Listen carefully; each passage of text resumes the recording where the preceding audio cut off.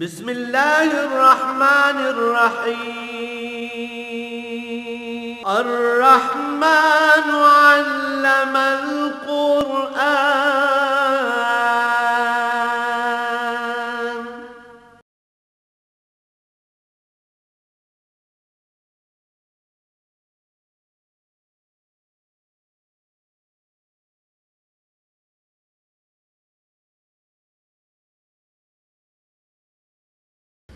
الحمد للہ رب العالمین والصلاة والسلام علی حبیبہ محمد وآلہ وصحبہ اجمعین۔ اعوذ باللہ من الشیطان الرجیم، بسم اللہ الرحمن الرحیم۔ وَلَوْ جَعَلْنَاهُ مَلَكًا لَجَعَلْنَاهُ رَجُلًا لَلْبَسْنَا عَلَيْهِمْ مَا يَلْبِسُونَ وَلَقَدْ اسْتُهْزِئَ بِرُسُلٍ مِّن قَبْلِكَ فَحَاقَ بِالَّذِينَ سَخِرُوا مِنْهُم مَّا كَانُوا بِهِ يَسْتَهْزِئُونَ۔ قُلْ سِيرُوا فِي الْأَرْضِ ثُمَّ انظُرُوا كَيْفَ كَانَ عَاقِبَةُ الْمُكَذِّبِينَ۔ قُل لِّمَن مَّا فِي السَّمَاوَاتِ وَالْأَرْضِ قُل لِّلَّهِ كَتَبَ عَلَىٰ نَفْسِهِ الرَّحْمَةَ لَيَجْمَعَنَّكُمْ إِلَىٰ يَوْمِ الْقِيَامَةِ لَا رَيْبَ فِيهِ الَّذِينَ خَسِرُوا أَنفُسَهُمْ فَهُمْ لَا يُؤْمِنُونَ۔ وَلَهُ مَا سَكَنَ فِي اللَّيْلِ وَالنَّهَارِ وَهُوَ السَّمِيعُ الْعَلِيمُ۔ اللهم سبحانك لا علم لنا إلا ما علمتنا إنك أنت العليم الحكيم۔ مولاي صل وسلم دائما أبدا على حبیبک خیر الخلق کلہم۔ سادہ سا محاورہ ترجمہ ان آیات مبارکہ کا یہ ہے کہ اگر ہم فرشتے کو بھی تبلیغ کے لیے یا لوگوں کی رہنمائی کے لیے دنیا میں بھیجتے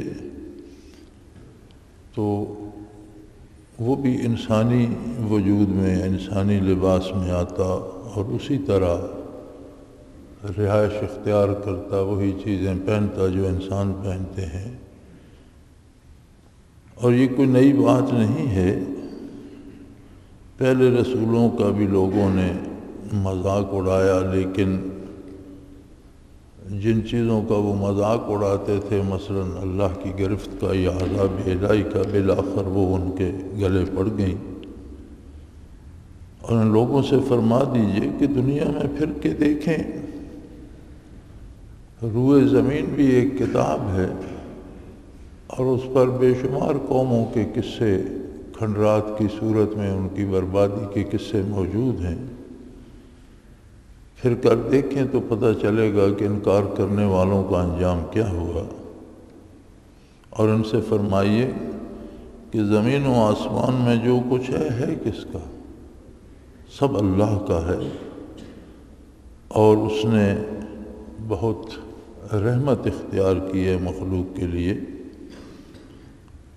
لیکن ایک وقت آئے گا جب سب کو قیامت کے دن اکٹھا فرمائے گا، جس میں شبہ کرنے کی کوئی گنجائش نہیں، اور اس دن پتہ چلے گا کہ جو ایمان نہیں لائے وہ کس قدر خسارے میں رہے۔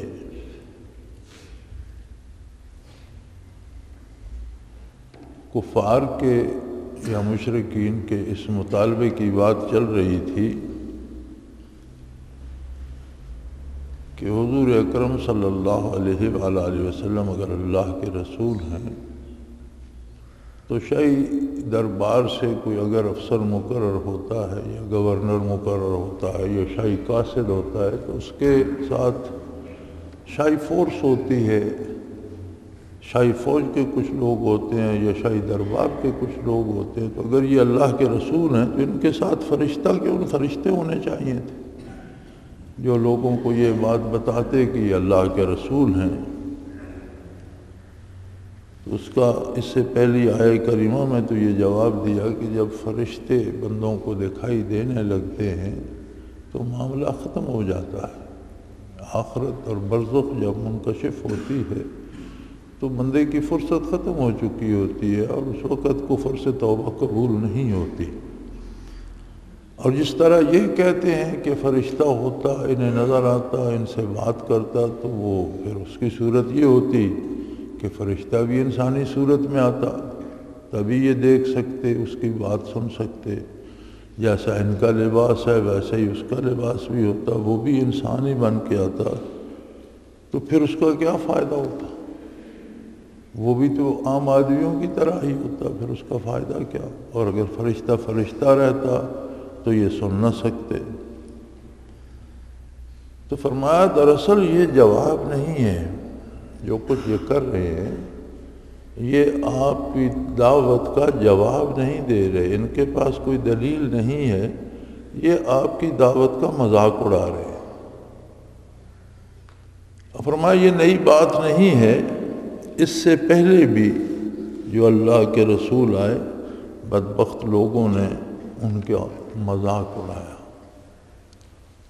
انسانی دماغ جو ہے مادی ہے، اور اس میں جو صلاحیتیں مادی چیزوں کو استعمال کرنے کی رکھی گئی ہیں وہ مومن کافر سب میں ہوتی ہیں۔ تو جن قوموں نے مادی طور پر عموماً ترقی کر لی، وہ اس ترقی کے ذوق میں گمراہ ہوئی۔ پہلی قومیں جو تباہ ہوئیں انہوں نے بھی عجیب و غریب چیزیں ایجاد کی، عجیب و غریب مکان بنائے، بڑے بڑے محلات اور قلعے بنائے، بڑے لو لشکر بنائے، اپنی دولت جمع کی، ممالک فتح کیے، حکومتیں بنائیں۔ تو اس طاقت اور دنیاوی مال و دولت کے زوم میں وہ اللہ کی عظمت کو بھول گئے اور اسی میں گم ہو گئے۔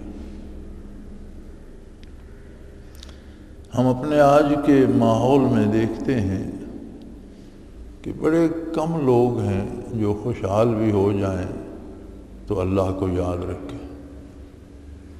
عموماً جسے ذرا سی سہولت ملتی ہے وہ دین سے دور ہو جاتا ہے اور دنیا میں مگن ہو جاتا ہے۔ یہی حال پہلی قوموں کا بھی ہوا کہ وہ کلی طور پر اس طرح دنیا میں مگن ہوئے کہ انہوں نے انبیاء اور رسول کی پرواہ نہ کی۔ ہم آج کے اپنے ماحول کو دیکھیں تو سب سے کم جس چیز کو اہمیت دی جاتی ہے وہ دین ہے۔ کوئی عام آدمی جو کسی ریاستی قانون کی خلاف ورزی کا سوچ بھی نہیں سکتا، دین کی خلاف ورزی کرتا ہے اور اسے کوئی پوچھنے والا نہیں۔ اور کتنی عجیب بات ہے کہ وہ تو کافر تھے، انہوں نے انبیاء کو تسلیم ہی نہیں کیا، تو ان کی تعلیمات پر کیا عمل کرتے؟ ان کی بحث یا ان کا طنز یا ان کا مذاق انبیاء اور رسل کی رسالت و نبوت سے تھا کہ وہ نبی ماننے کو تیار نہیں تھے۔ ہم اس عہد کے لوگ اس قدر دور جا چکے ہیں کہ ہم نبی ماننے کا دعویٰ کرتے ہیں، رسول برحق ہونے کا دعویٰ کرتے ہیں، اپنے مسلمان ہونے کا دعویٰ کرتے ہیں، اس کے باوجود ہم حضور کے احکام پہ، آپ کی سنت پہ عمل نہیں کرتے۔ یعنی کتنی عجیب بات ہے کہ انہوں نے تو مانا ہی نہیں، عمل تو ماننے کے بعد آتا ہے، لیکن ہم ایسے عجیب لوگ ہیں کہ مانتے ہیں، زبانی اقرار کرتے ہیں، لیکن عملی زندگی میں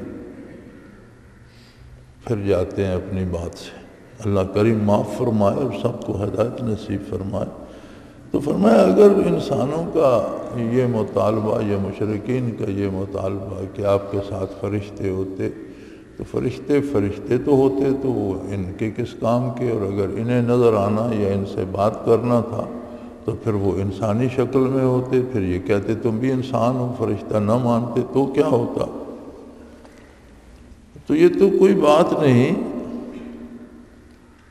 یہ جواب نہیں ہے، یہ دلیل نہیں ہے، بلکہ یہ مذاق اڑایا جا رہا ہے۔ دلیل تو خود آپ کی ذات، آپ کی حیات مبارکہ، آپ کے ارشادات قرآن کا نزول، وحی کے احکام، اتنی حکمتیں ہیں اور اتنے دلائل ہیں کہ دلائل کا جواب تو دلائل سے دیا جانا چاہیے. یہ دلائل سے جواب نہیں دے رہے، یہ آپ کا مذاق اڑا رہے ہیں کہ جی یہ کیسے رسول ہیں، ان کے ساتھ کوئی فرشتہ ہی نہیں. جیسے موسیٰ علیہ السلام کو فرعون نے کہا تھا کہ میرے غلاموں نے تو سونے کے کنگن پہن رکھے ہیں اور یہ اللہ کا رسول بن کے آیا ہے تو اس کے پاس تو ہمارے جیسا لباس بھی نہیں ہے، اس کا حال تو بہت غریب آدمیوں جیسا ہے.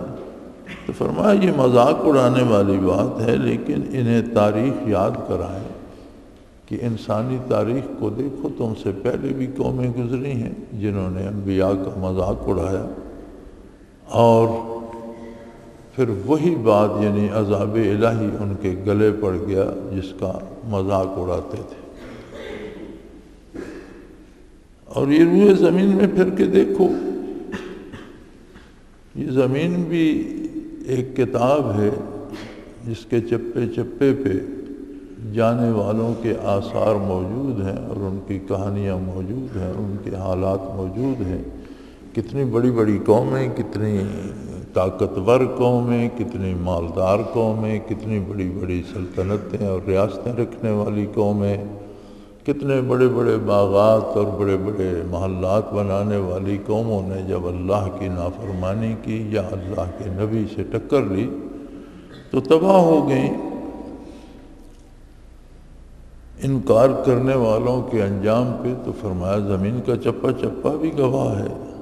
اور ان سے یہ پوچھئے کل من ما فی السماوات والارض، ان سے یہ سوال کیجئے کہ یہ ارض و سما میں جو کچھ ہے کس کا، اس کا مالک کون ہے؟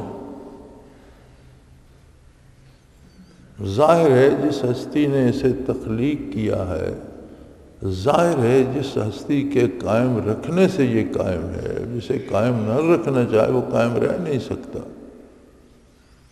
جسے جس حال میں ڈھالنا چاہے وہ اس حال میں ڈھل جاتا ہے. وہ بیج سے کونپل نکالتا ہے اور کونپل سے پودا بنا دیتا ہے، پودے پہ پھول آتے ہیں، پھل آتے ہیں. یہ سارا کام قدرت لمحہ بلمحہ کرتی ہے. جسے چاہتا ہے کونپل کو خشک کر دیتا ہے، جسے چاہتا ہے پودے کو خشک کر دیتا ہے، جسے چاہتا ہے اس پہ پھل آتا ہے، جسے نہیں چاہتا اس پہ نہیں آتا. کوئی ہے جو اس کے کام میں مداخلت کر سکے؟ روئے زمین پر سب مخلوق ہے. انسان باقی مخلوق سے بہتر اور افضل ہے. انسانوں میں جو بڑے بڑے لوگ ہیں، دانشور ہیں، حکمران ہیں، مالدار ہیں، دولت مند ہیں، کیا یہ اتنی بھی ان کے پاس قدرت ہے کہ اپنا حلیہ، اپنا قد، اپنی شکل اپنی پسند سے بنا سکیں؟ تخلیق میں کسی کو کوئی دخل نہیں، کوئی اثر نہیں کسی کا. تخلیق میں وہ واحد لا شریک ہے. جب وہ پیدا خود کرتا ہے، قائم خود رکھتا ہے، تو مالک بھی وہی ہے. لمن ما فی السماوات والارض، آسمانوں اور زمین میں جو کچھ ہے وہ کس کا ہے؟ فرمایا قل اللہ، فرما دیجیے یہ سب اللہ کا، سب کچھ اللہ کا ہے. کتب علی نفسہ الرحمہ، تو مشرکین نے کہا یہ سب اللہ کا ہے. تو ہم دیکھتے ہیں مال و دولت، طاقت تو ان لوگوں کے پاس ہے جو اللہ کو مانتے ہی نہیں. اگر اللہ کا ہے تو ان کو کیوں دیتا ہے؟ بڑے بڑے مالدار ہیں، ان کے پاس مال ہے، اللہ کو نہیں مانتے. حکمران ہیں، حکومتیں ہیں ان کے پاس، وہ اللہ کو نہیں مانتے. تو پھر اللہ نے انہیں کیوں دے دیا ہے؟ فرمایا کتب علی نفسہ الرحمہ، یہ اس کی رحمت ہے اور یہ اس کی رحمانیت کا مظہر ہے. اگر وہ لوگوں کو رزق ہی بند کر دیتا تو مجبوراً انہیں اللہ کو ماننا پڑتا. تو مجبوری کا ماننا تو اسے منظور نہیں ہے. زبردستی منوانا نہیں چاہتا وہ، بلکہ وہ چاہتا ہے کہ انسان کو شعور دیا ہے، وہ اپنے شعور کو استعمال میں لا کر اپنی سوچ کے مطابق، اپنی دانش، اپنے علم کے مطابق عظمت الہی کا اقرار کرے۔ انسان کی تخلیق کا مقصد یہ ہے کہ انعرف ہو کہ یہ مجھے پہچانے۔ اگر اس کے پاس مال ہے، اس کے پاس طاقت ہے، تو وہ سب کا تجزیہ کرے کہ اس نے کہاں سے پائی، کیسے پائی اور کب تک رہے گی۔ آخر ہر چیز کو چھوڑ کے جانا ہے، اسے کون چھڑوا دے گا، اسے کہاں جانا ہے؟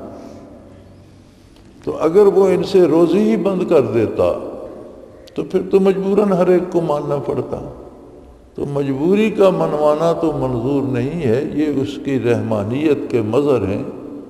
علماء حق فرماتے ہیں کہ یہ جو بسم اللہ الرحمن الرحیم، اس آیہ کریمہ میں رحمان بھی آتا ہے، رحیم بھی آتا ہے۔ تو رحمان بروزن عطشان یا اس طرح ہوتا ہے، تو رحمانیت یا رحمان جس وزن پہ ہے، یہ اوصاف وقتی اور لمحاتی ہوتے ہیں۔ عطشان یا غضبان، تو غصے میں بندہ ہر وقت تو نہیں رہتا، پیاسا ہر وقت تو پیاسا نہیں رہتا، یہ وقتی اور لمحاتی صفات ہوتی ہیں۔ اس لیے اللہ رحمان للدنیا ہے، اس کی رحمانیت ہے کہ جب تک دنیا قائم ہے وہ کافر بھی، منکر بھی، بدکار بھی، ہر کوئی اپنے حصے کی روزی پائے گا، اور یہ اس کا کمال رحمت ہے۔ لیکن رحیم بروزن علیم، یہ وہ صفت ہے جو دائمی ہوتی ہے۔ جیسے علیم، حکیم، عالم ہے یا طبیب ہے، تو ان کی ذاتی صفت بن جاتی ہے جو ہمیشہ ان کے ساتھ رہتی ہے۔ اسی طرح رحیم اللہ کا وہ وصف ہے جو ہمیشہ جس سے رحمت ملتی ہے۔ اور فرمایا الرحمن للدنیا والرحیم للآخرہ، دنیا میں رحمانیت کا اظہار ہے۔ مومن کافر ہر کوئی اسی ہوا میں سانس لیتا ہے، آکسیجن پاتا ہے، سورج کی گرمی لیتا ہے، صحت پاتا ہے، دولت، عزت، مال، اولاد، گھر، سب کچھ پاتا ہے۔ یہ اس کی رحمانیت ہے، رحمت عامہ ہے۔ لیکن جب دنیا سے آگے جاؤ گے، برزخ میں، آخرت میں قدم رکھو گے، تو وہاں اس کی رحیمیت کا اظہار ہوگا۔ وہاں جس کے پاس ایمان ہوگا اسے رحمت الہی ملے گی، ایمان نہیں ہوگا تو رحمت نہیں پا سکے گا۔ سو فرمایا یہ تو اس کی رحمانیت کا اظہار ہے، لیکن ایک وقت آ رہا ہے لَيَجْمَعَنَّكُمْ إِلَىٰ يَوْمِ الْقِيَامَةِ، قیامت کا دن آ رہا ہے جس میں شبہ کی، ادنا سے شبہ کی بھی کوئی گنجائش نہیں ہے۔ یہ کہنا بھی درست نہیں ہے کہ کیا پتہ آخر میں کیا ہوگا۔ یہ ایک عام جملہ جو عوام کہہ دیتے ہیں، وہ جی کس نے جا کر دیکھا ہے کیا ہوگا، یہ بڑا غلط ہے اور یہ ایمان سے نکال دینے والا جملہ ہے۔ اللہ نے بتایا، جس نے آخرت بنائی ہے اس نے اس کے بارے بتایا، جو بھی اس نے بتایا قرآن کریم میں وہ سب درست ہے، یقینی ہے۔ پھر نبی کریم صلی اللہ علیہ وسلم نے بہت تفصیل بتائی، اور حضور نے آخرت دیکھی بھی ہے۔ یہ جو کوئی کہتا ہے نا یہ جملہ کس نے دیکھا ہے، اسے بتاؤ محمد الرسول اللہ نے دیکھا ہے۔ جنت و دوزخ کا معائنہ بھی فرمایا، اپنی دعوت میں بھی فرمایا کہ میرے سامنے دونوں عالم ہیں، میں تمہیں اس جہان کی خبر دے رہا ہوں۔ تو یہ جہالت ہے یہ کہنا کہ کس نے دیکھا آگے کیا ہوگا۔ اللہ نے بتایا جس نے آگے بھی سب کچھ بنایا ہے، اور اللہ کے نبی نے بتایا جسے اللہ نے بتایا ہے، اور جسے اللہ نے دکھلایا بھی ہے۔ سو یہ اتنا یقینی ہے کہ اس میں کوئی رائی برابر شک کرنے کی گنجائش نہیں ہے۔ الذین خسروا انفسهم فهم لا یؤمنون، ہاں کچھ بد نصیب ایسے ہیں جو اپنے آپ کو تباہ کر چکے۔ حضور اکرم صلی اللہ علیہ وسلم کا ارشاد ہے جس کا مفہوم ہے کہ ہر پیدا ہونے والا فطری استعداد لے کر پیدا ہوتا ہے. کل مولود یولد علی فطرہ، ہر پیدا ہونے والا فطری استعداد لے کر دنیا میں آتا ہے. لیکن دنیا میں آنے کے بعد اس کے والدین یا اس کا ماحول یا اس کا خاندان یا جن لوگوں میں پلتا بڑھتا ہے وہ اسے مختلف سانچوں میں ڈھال دیتے ہیں. ثم ابواہ یعبدانہ او یمجسانہ او ینصرانہ او کما قال رسول اللہ صلی اللہ علیہ وسلم، کہ پھر دنیا میں آ کر جو لوگ ہوتے ہیں اسے مختلف مذاہب اور مختلف نقطۂ نظر پہ لگا دیتے ہیں. لیکن بدترین کافر و مشرک بھی جب بھی توبہ کر لے اور دین حق کو قبول کر لے تو اس کی وہ ساری استعداد پھر لوٹ آتی. جس طرح سونے کو کہیں وہ کئی دھاتوں میں ملا دیں یا مٹی میں دفن کر دیں یا وہ کہیں رولتا رہے، لیکن جب بھی نکال کر اسے آگ پہ چڑھائیں گے چرخ کھائے گا تو صاف سونا بن جائے. تو انسانی استعداد پھر سے زندہ ہو جاتی ہے. لیکن ہوتا یہ ہے کہ آدمی جب مسلسل گناہ کرتا رہے، نافرمانی کرتا رہے، تو اللہ کریم اس سے ناراض اور خفا ہو جاتے ہیں. اور یہ اللہ کی ناراضگی دلوں کو اس قدر سیاہ کر دیتی ہے کہ پھر توبہ کی توفیق بھی نصیب نہیں ہوتی. تو فرمایا سب سے بڑا نقصان اپنا ان لوگوں نے کیا جنہیں توبہ نصیب نہیں ہوتی، جنہیں ایمان نصیب نہیں ہوتا. دنیا میں لوگوں کو نقصان ہوتا ہے، مکان گر جاتے ہیں، مال میں خسارہ ہو جاتا ہے، کاروبار میں نقصان ہو جاتا ہے، صحت خراب ہو جاتی ہے، بھائی بیٹے رشتہ دار فوت ہو جاتے ہیں، ہر طرح کے نقصان ہوتے ہیں. فرمایا یہ زندگی کی ایک روش ہے. حقیقی نقصان یہ ہے کہ جسے ایمان نصیب نہ ہوا اس نے اصل نقصان کیا. دنیا کا مال اگر چلا بھی گیا تو ایک دن تو بندے نے خود بھی چلا جانا ہے اور مال نے یہیں رہ جانا ہے. یہ واقعہ تو ایک دن ہونا ہے. اگر کسی کے پاس مال ہے بھی تو وہ چھوڑ کے چلا جائے گا. بھائی بہن اگر یا والدین رخصت ہو گئے تو وہ کوئی مٹ نہیں گئے، آخرت میں پہنچ گئے، ہم نے بھی وہیں پہنچ جانا ہے. یہ تو کوئی نقصان نہیں ہے. یہ اللہ کریم کا بنایا ہوا ایک نظام ہے اور اس کے مطابق کائنات چل رہی ہے. فرمایا اصل اور حقیقی نقصان یہ ہے، سب سے بڑا خسارے میں کافر ہے جسے ایمان نصیب نہیں ہوا، جس کے لیے بخشش کی کوئی امید نہیں. جو کفر پر مر جائے گا پھر اسے موقع ایمان لانے کا نصیب نہیں ہوگا، پھر وہ ہمیشہ ہمیشہ عذاب الہی میں رہے گا. اور مومن کو اگر نقصان سے بچنا ہے تو اسے محمد الرسول اللہ صلی اللہ علیہ وسلم کا اتباع کرنا چاہیے. زندگی کے ہر شعبے میں جہاں جہاں اس سے سنت چھوٹ جاتی ہے رسول اللہ صلی اللہ علیہ وسلم کی، وہ اس کا نقصان ہے. حقیقی نقصان یہ ہے. کسی سے فرائض چھوٹ جاتے ہیں، یہ نقصان ہے. حلال و حرام میں دھوکہ کھا جاتا ہے. حقیقی نقصان یہ ہے جس نقصان کا اثر اس کی ابدی اور دائمی اور اخروی زندگی پہ پڑتا ہے.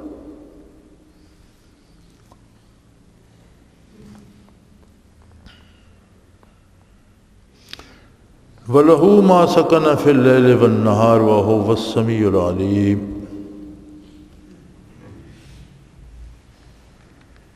شب و روز کا تماشا ہے دنیا میں، رات اور دن کا آنا جانا ہے. اور ایسا عجیب اللہ کریم کا نظام ہے کہ یہ ایک دوسرے کے پیچھے لگے ہوئے ہیں اور دنیا کے گلوب کے گرد گھوم رہے ہیں. دن آ رہا ہے، رات جا رہی ہے. اور آج کل تو لوگ سیاروں میں بیٹھ کر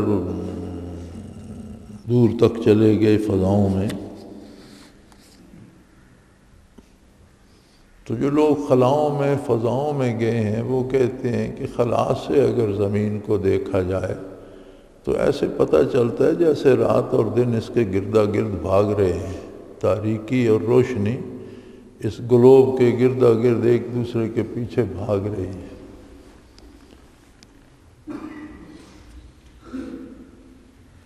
تو کچھ امور زندگی کے ایسے ہیں جو تاریکی میں انجام پاتے ہیں۔ مثلا دانے کو آپ زیر زمین دفن کر دیتے ہیں تو وہ اس میں نمو پیدا ہوتی ہے، اگر اسے ایسے ہی رکھیں تو اس میں نمو پیدا نہیں ہوتی، وہ تاریکی اس میں نمو پیدا کر دیتی ہے۔ اسی طرح بہت سے امور ایسے ہیں جو رات کی تاریکی میں ہوتے ہیں جن کے لیے تاریکی ضروری ہے، اور بہت سے امور ایسے ہیں جن کے لیے سورج کی روشنی اور گرمی ضروری ہے۔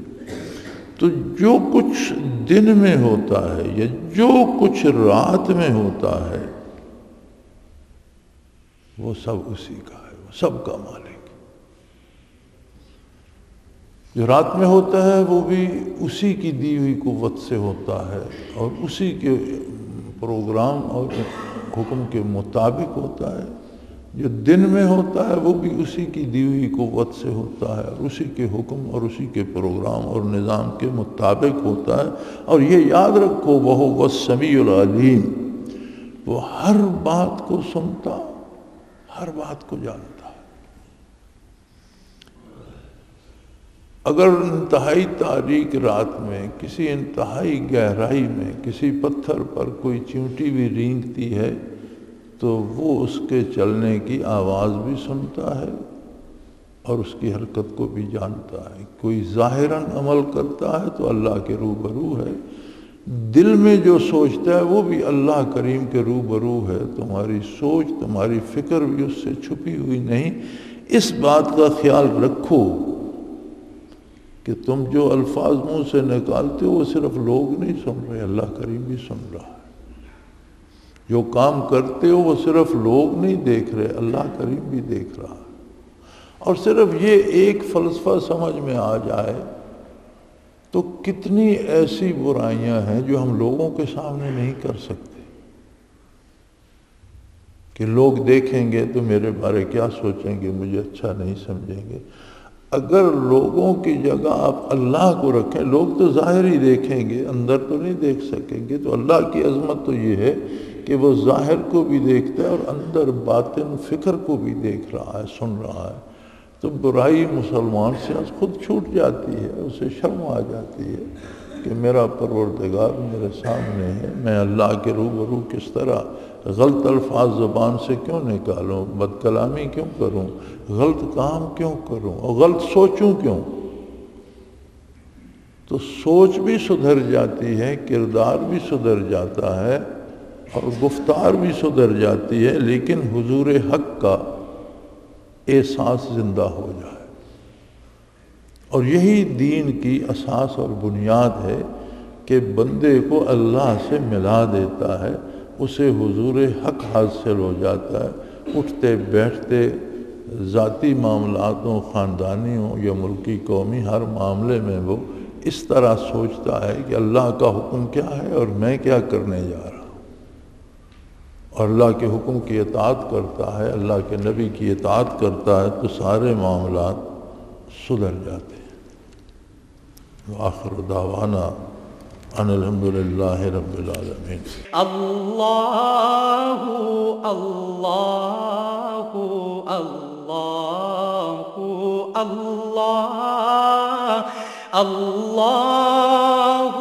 اللہ اللہ اللہ۔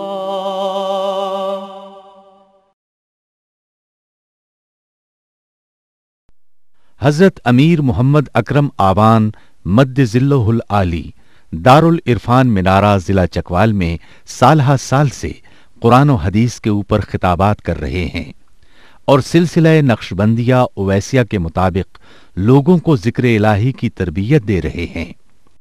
وہ قرآن پاک کی تفسیر ترتیب وار بیان کر رہے ہیں۔ تفسیر قرآن کو وہ موجودہ ملکی اور بین الاقوامی حالات کے مطابق بیان کرتے ہیں۔ मोटर वे से कलर कहार के इंटरचेंज से निकलते हुए कलर कहार की झील से होते हुए मियानी, बोछाल और नूरपुर से गुजरते हुए दारुल इरफान मिनारा पहुंच सकते हैं। हजरत अमीर मोहम्मद अकरम आवान ने बच्चियों और बच्चों की दीनी और दुनियावी तालीम के लिए सिकारा एकेडमी के नाम से एक दरसगाह भी कायम की है, जिसका इफ्तिताह मुल्क पाकिस्तान के सदर जनरल मोहम्मद ज़ियाउल हक ने अपने दस्ते मुबारक से किया था। वो तमाम अहबाब जो इस्लाम की तलब रखते हैं, उनसे गुजारिश है कि दारुल इरफान मिनारा ज़िला चकवाल में अमीर मोहम्मद अकरम आवान साहब के खिताबात से मुस्तफ़ीद हों। वो हर जुमे को नमाज से पहले बयान फरमाते हैं। हर माह की पहली इतवार को माहाना इज्तिमा होता है, जिसमें आप खुसूसी खिताब फरमाते हैं और पाकिस्तान के चारों सूबों से अहबाब इस इज्तिमा में शिरकत करते हैं। इसके अलावा यहाँ साल में 2 मरकजी इज्तिमात भी होते हैं, एक रमज़ानुल मुबारक में एतिकाफ का इज्तिमा और दूसरा जुलाई और अगस्त में 40 दिन का इज्तिमा होता है, जिसमें रूहानी तरबियत की जाती है। अपना खून सीमाब देकर इतना हम कर जाएंगे, नाम आका का चमन में फिर रकम कर जाएंगे।